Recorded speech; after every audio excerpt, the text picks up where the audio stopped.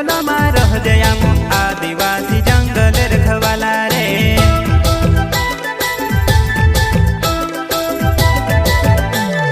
चल जंगल जमीन काजे पूजे रे आदिवासी दुनिया ने रखवाला रे।